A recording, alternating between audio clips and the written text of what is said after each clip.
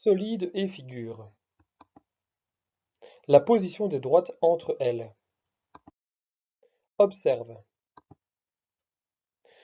Deux droites distinctes dans le plan. Elles peuvent se couper. Si elles se coupent et qu'elles ne forment pas quatre angles droits, elles sont sécantes. On voit que A est sécante à B.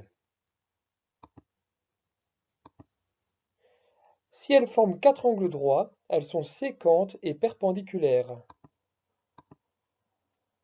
On voit que A est perpendiculaire à B.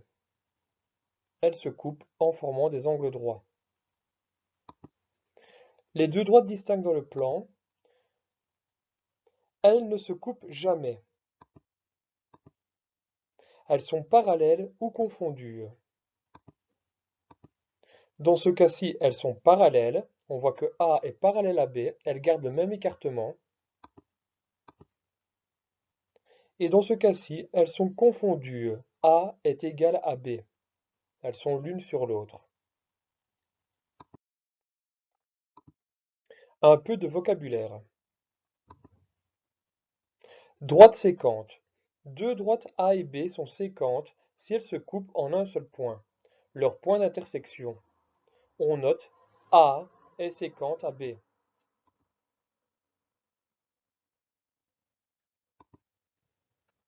Droite perpendiculaire.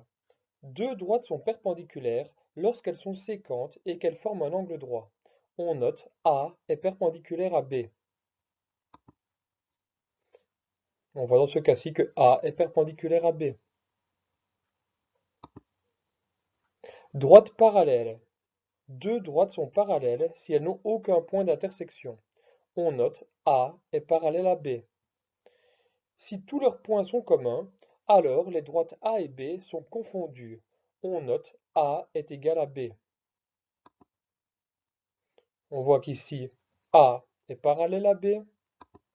Et dans ce cas-ci, A est égal à B. Elles sont confondues.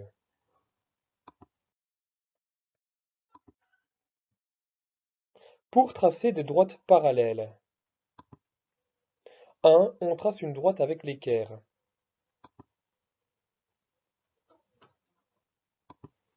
2. Grâce au repère sur l'équerre, on trace une autre droite.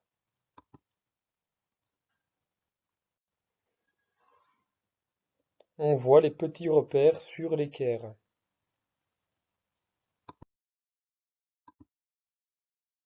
Pour tracer des droites perpendiculaires.